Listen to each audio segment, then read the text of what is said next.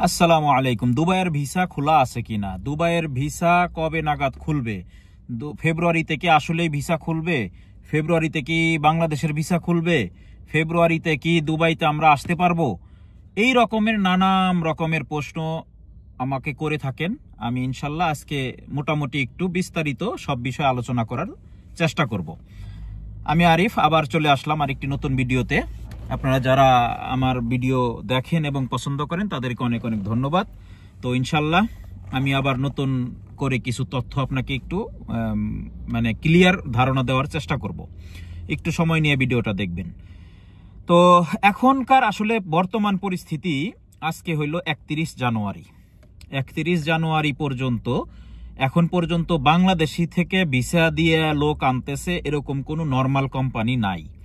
শুধু ফ্রিজোন কোম্পানি, যেটা ফ্রিজোন কোম্পানি এবং আধা সরকারি কোম্পানি ট্রান্সগার্ড কোম্পানি, এই ট্রান্সগার্ড কোম্পানির ভিসাগুলো হচ্ছে বাংলাদেশের ডাইরেক্ট। এখানে মানুষ অনেক প্রতারিত হচ্ছেন। মানুষ ভিসা থেকে একজনের নাম আর একজনকে কপি করে কাটসেট করে এডিট করে ভিসা পাঠাচ্ছে। এরকমও বহুত হইতেছে। আমার কাছে অনেক ভিসা এরকম আসছে, ফেক ভিসা, যেটা হলো ধরেন আমি আরিফ আমার নামে ভিসা হয়েছে, আর একজনের নাম ওইখানে বসাই দিয়ে এইভাবেই করতেছে। যখন আপনারা কোনো টাইপিং সেন্টারে অথবা কোনো কম্পিউটার দোকানে ভিসা চেক করার জন্য যান, তখন তারা কি করে, ওই ভিসা নাম্বারটা দিয়ে চেক করে। সেই ক্ষেত্রে কি হয়, ভিসাটাকে অ্যাক্টিভ দেখায়। তখন আপনি বুঝতে পারতেছেন না আসলে ভিসাটাকে আপনারটাই অ্যাক্টিভ নাকি অন্য কারোটা অ্যাক্টিভ। অবশ্যই যেখান থেকেই আপনি চেক করবেন, দুবাইয়ের একটা অ্যাপস আছে আইসিপি, সেখানে ফাইল ভ্যালিডিটি চেক করা যায়, ঠিক আছে।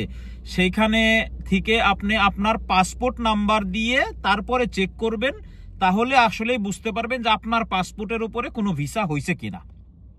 এটা গেল প্রথম কথা, ঠিক আছে। এটা অবশ্যই খেয়াল রাখবেন, কেউ প্রতারিত হবেন না, কারণ অনেকেই এরকম করতেছে। আমার কাছে বহুত এরকম ফেক ভিসা আমাকে দিছে মানুষ, যে ভাই এটা একটু চেক করে দেন, চেক করে দেখে আসলে ওনার পাসপোর্টে কোনো ভিসাই নাই।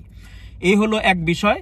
আর যারা ট্রান্সগার্ড কোম্পানিতে ডাইরেক্ট আসতেছেন, অনেকেই আমাকে প্রশ্ন করতেছেন ট্রান্সগার্ড কোম্পানির অবস্থা। আসলে ট্রান্সগার্ড একটা ভালো কোম্পানি, বড় কোম্পানি, এটা কোনো নাই। কিন্তু এর ভিতরেও আসলে সংসার যারা করে তারাই বুঝে ভিতরের মর্মটা কি। এর ভিতরেও অনেক সমস্যা আছে। এতদিন ট্রান্সগার্ড খুব ভালোই ছিল, এখন ভিসা বাণিজ্য কিছুটাই করতেছে, তাদের যতটুকু প্রয়োজন তার চাইতে হয়তো বেশি লোক আনতেছে, এরকম আমার কাছে, আমি সঠিক ধারণা নাই আমার কাছে, তবে এরকম আমি শুনছি। বেতন টেতনের ব্যাপারেও খেয়াল করে আসবেন, ডিউটি কোথায় হবে, কি হবে না হবে, এগুলোও খেয়াল করে আসবেন। ট্রান্সগার্ড মূলত একটা সিকিউরিটি কোম্পানি, বিভিন্ন জায়গায় তারা সিকিউরিটি দিয়ে থাকে, এবং ওর ভিতরেই আরো অনেক রকমের পেশা আছে। এই গেল এক বিষয়, মূল বিষয়, যেটা বাংলাদেশিরা যারা আছেন একটু সাবধানে থাকবেন। আর এই মুহূর্তে বাংলাদেশে অন্য কোনো আদার্স প্রাইভেট কোম্পানি কোনোটারই ভিসা আউটসাইড কান্ট্রি হচ্ছে না। এখন ভিজিট ভিসা বাংলাদেশের জন্য এই মুহূর্তে কোনোভাবেই খোলা নাই। ফেব্রুয়ারি থেকে মানুষ বলতেছে, কিন্তু কোনো রকমের কোনো সঠিক ধারণা কেউ দিতে পারতেছে না, খুলবেই কিনা বা না খুলবে, নাও খুলতে পারে। তো আমরা তো সবসময় আশায় রাখবো অবশ্যই বাংলাদেশের ভিসা খুলুক, স্বাভাবিক হোক, সবাই আসুক, এটা আমরা অবশ্যই আশাবাদী। তবে আপনার যারা বাংলাদেশে এখন আছেন, ভিজিট ভিসার ব্যাপারে অনেকেই টাকা পয়সা নিচ্ছে। তো ভিসা হয়ে যাবে, করে দিব, অমুক করবো, এগুলা ভাই আগেই কোনো রকমেরই করেন না। ভিসা খুললে সবারই হবে, সবাই ধৈর্য ধরেন, একটু ওয়েট করেন। এটা গেল ভিজিট ভিসার বিষয়। ফ্যামিলি ভিসা কিছু কিছু জায়গা থেকে দুই একটা উঠতেছে এই মুহূর্তে, ভিসা হচ্ছে, কিন্তু পুরাপুরি এখনো 100% না, ঠিক আছে। এটা এখনো একটু ধৈর্য ধরেন, ভিসার ক্যাটাগরিটা একটু স্বাভাবিক হোক, তারপর ইনশাল্লাহ সবাই বুঝতে পারবেন। এটা আমরাও জানাবো, আপনারা অন্য জায়গা থেকেই জানতে পারবেন। তারপর আসেন ইনসাইড কান্ট্রি, দুবাইয়ের ভিতরে যারা আছেন তাদের জন্য শুধু ট্রান্সফার ভিসা হচ্ছে হাই প্রফেশনে। আপনার ক্যান্সেলে আছেন, ক্যান্সেলের মেয়াদ আছে, সেই ক্ষেত্রে আপনি আর একটা কোম্পানিতে ভিসা লাগাইতে পারবেন হাই প্রফেশনে, যদি আপনার ডিগ্রির সার্টিফিকেট থাকে। এখন আসেন যে ভাই আমার তো ডিগ্রির সার্টিফিকেট নাই, অনেকেই তো করে দিচ্ছে। হ্যাঁ, অনেকেই এটা করে দিচ্ছে, তবে এটা ভবিষ্যতে তো সমস্যা হতেই পারে অবশ্যই।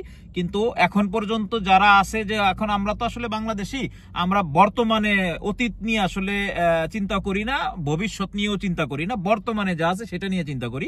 এই মুহূর্তে যাদের সমস্যা তারা আর কি করবে, কোনো রাস্তা নাই, উপায় নাই, সেই ক্ষেত্রে ওই যেটা পাইতেছে সেটাই লাগাইতেছে ভিসা। তো ট্রান্সফার ভিসা হাই প্রফেশনে লাগতেছে, নর্মাল ক্যাটাগরির ভিসা লাগতেছে না। এখন আসেন ট্রান্সফার ভিসা আবার ফ্রিজোন কোম্পানিতে লাগতেছে, এটাও লাগতেছে। তো এইগুলো হলো ভিতরের অবস্থা। এখন আপাতত বাকি যেসব ভিসা আছে বাকি সবগুলাই বন্ধ আছে, কোনো ওইভাবে কেউ বলতে পারবে না যে এখনো ভিসা খুলছে বা আছে। অবশ্যই এগুলা থেকে একটু খেয়াল রাখবেন। দুবাইয়ের পরিস্থিতি সে কোনো সময় চেঞ্জ হয়ে যাইতেছে। আজকে 31 তারিখ, কালকে 1 তারিখ ফেব্রুয়ারির, কালকে কি হবে কেউ বলতে পারতেছে না। আজকে কি যা হচ্ছে এটুকুই মানুষ বলতে পারতেছে।